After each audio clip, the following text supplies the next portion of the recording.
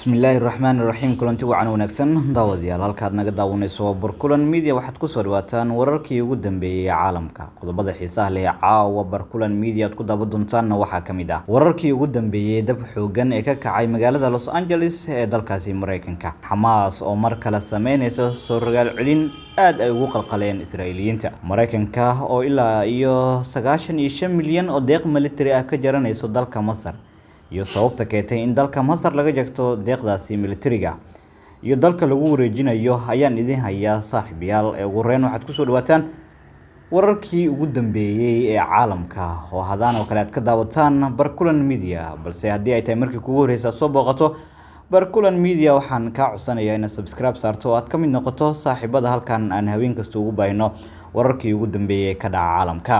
haddii aynu ku bilowno wararkii ugu dambeeyay dab xoogan ee ka kacay Los Angeles ee Mareykanka, shaqaalaha dabdamiska gobolka California iyo kuwa dowladda Mareykanka ayaa wali la halgamaya daminta dabkii ugu weynaa uguna khasaaraha badnaa ee ka dhaca magaalada Los Angeles ee dalkaasi California. sida ay xaqiijiyeen saraakiisha, in ka badan ilaa iyo 10 qof ayaa la xaqiijiyay in dabkani ay ku dhinteen, iyadoo laga digay in tiradu ay halkaasi ka sii badan karto. 6 dab oo isku mar ah ayaa baabi'iyay xaafado ka tirsan degmada Los Angeles tan iyo Talaadadii, wuxuuna dabkaasi burburiyay ama u waxyeelay ilaa iyo 10 guri.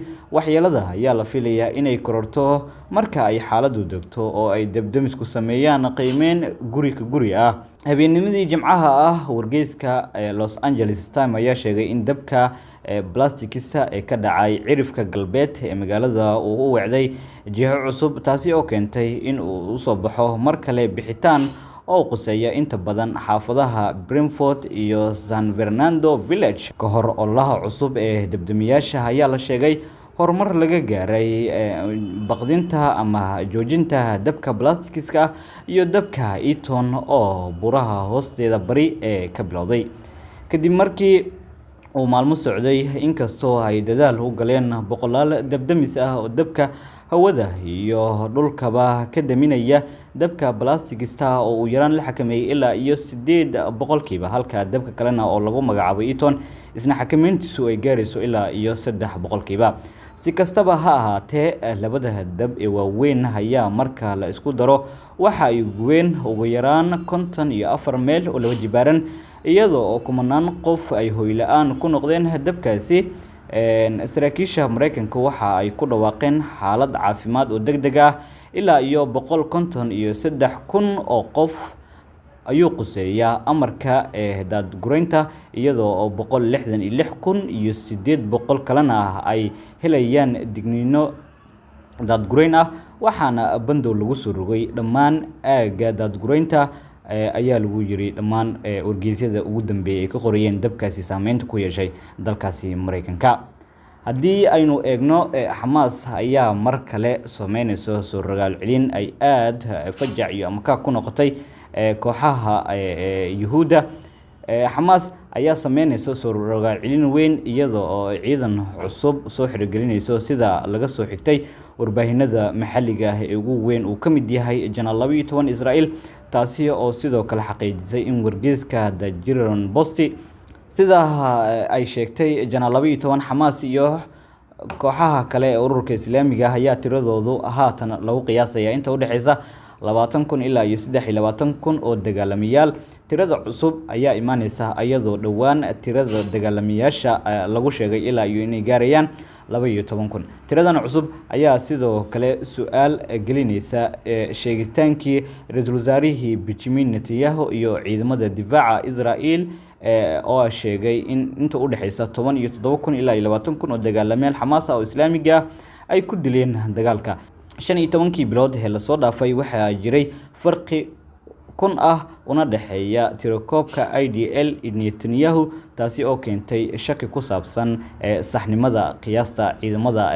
bishii June waxay intaasi ku dartay in inta u dhaxaysa 14,000 ilaa 16,000 dagaalamayaal oo Xamaas ah lagu dhaawacay dagaalka. bishii Oktoobar sanadkii 2023 waxay sheegtay in guud ahaan ciidamada Xamaas ay gaarayaan ilaa iyo 25,000, laakiin tirakoobkaasi haatan la soo bandhigay ayaa u muuqda kuwo aad u kala duwan. haddii aanay Xamaas ciidamo cusub ku kala bedelin kuwii hore.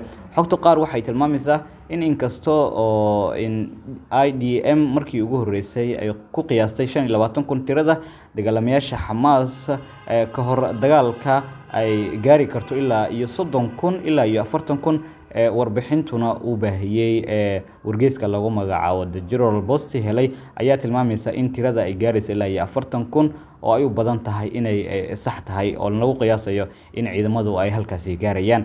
haddii xogtaasi ay sax tahay waxay muujinaysaa in inta badan dagaalamayaasha Xamaas ay wali xoogan yihiin, laakiin sidoo kale ay kooxdu kordhisay dagaalyahano cusub oo aad u badan. bishii June warbixinadii ugu horeysay ayaa sheegtay in Xamaas ay dib u soo laabanayso awoodeeda kadib markii ciidamada IDF ay ka baxeen waqooyiga Gaza bishii Janaayo iyo February, sidoo kalena magaalada Khan Yunis 7 Abriil. haddii xogta Janaayo 12 ay sax tahay waxay muujinaysaa in ilaa 9,000 dagaalamayaal Xamaas ah ay ku kala qabsan yihiin waqooyiga iyo koonfurta Gaza, halka Islaamic Jihadkuna ay haystaan ilaa iyo 4,000 dagaalamayaal 7,000 ilaa iyo 10,000 inta u dhaxaysa. dagaalamayaal ayaa sidoo kale aanan si rasmi ah loo abaabulin oo ay ku faafsan yihiin gudaha Gaza. si kastaba ha ahaatee, tirakoobkani waxa ay kor imaanaysaa warbixinta ciidamada Israa'iil ee dhawaan la siiyay warbaahinta, kuwaas oo tilmaamaya in waqooyiga Gaza inta badan laga xoreeyay dagaalamayaasha Xamaas. ilo wareedyo ayaa u sheegay TV-ga General Post in tirada guud ee dagaalamayaasha Xamaas ay wali tahay mid aanan cadeyn, taasi oo ka dhigan in Israa'iil aysan ogeyn goorta uu dagaalku dhammaan karo ama laga adkaan karo ururkaas iyo Xamaas. haddii aynu eegno dowladda Mareykanka ayaa ilaa iyo 95 milyan oo deeq military ah ka jaranayso dalkaasi Masar. haddaba maxay tahay sababtu? waxaana laga yaabaa in 95 milyan oo deeqda military lagu wareejiyo dal kale. dowladda Mareykanka ayaa la sheegay in ilaa iyo lacag gaaraysa 95 milyan oo deeq military ah la siinayo Masar ay qorsheynayso in ay ka jarato oo la siiyo dal kale. warbaahinta waxay sheegtay in Mareykanka deeqdaasi military uu ku wareejin doono dalka Lubnaan sababo la xiriira walaaciyada laga qabo diiwaanka xuquuqda aadanaha ee ka jirta Qaahira. wasaaradda arrimaha dibadda Mareykanka ayaa qorsheynaysa in Isniintii toddobaadkani la wadaagtay aqalka Koongareeska Mareykanka. Washington waxay sheegtay in ciidamada Lubnaan ay yihiin saaxiibka muhiimka ah ee ilaalin doono heshiiska Lubnaan iyo Israa'iil ay dhawaan galeen dagaalka lagu xoojinayo, iyo in ay ka hortagi doonaan ammaanka Israa'iil ay Xisbullah qalqalgeliso. bishii September ayaa la sheegay in qorshahani uu diiday aqalka Koongareeska Mareykanka kadib markii ay u gudbiyeen maamulka waqtigiisu dhammaaday ee Benjamin Netanyahu, waxa ayna si cad u diideen xildhibaano badan.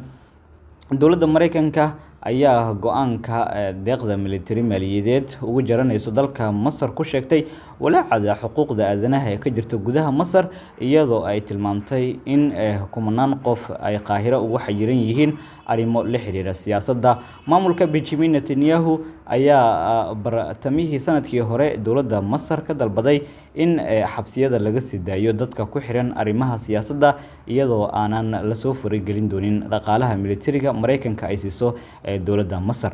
xubnaha soo diyaariyay warbaahinta deeqda militariga ee Masar la siinayo laguna wareejinayo Lubnaan waxa ay ku doodayaan in dhaqaalaha qaar loo weecin karo dhanka Suuriya haddii loo baahdo, maadaama isbedel weyn uu ka jiro dalkaasi Suuriya. Lubnaan waa saaxiibka dhanka amniga ee Washington ay dooratay, ayaa lagu yiri warbixinta wasaaradda arrimaha dibadda Mareykanka ay u gudbisay aqalka Mareykanka ee Koongareeska.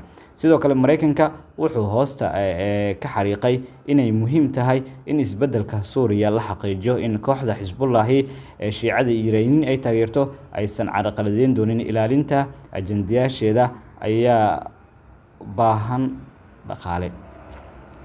sidoo kale Mareykanka wuxuu hoosta ka xariiqay in muhiim ay u tahay isbedelka Suuriya lana xaqiijiyo in kooxda Xisbullah ee Shiiciyiinta ay taageerto aysan carqaladeyn doonin ilaalinta ajandahaas ayaa u baahan dhaqaale kale. intaasi ayaanu ku soo koobaynaa daawadayaal wararkii ugu muhiimsanaa ee caalamka.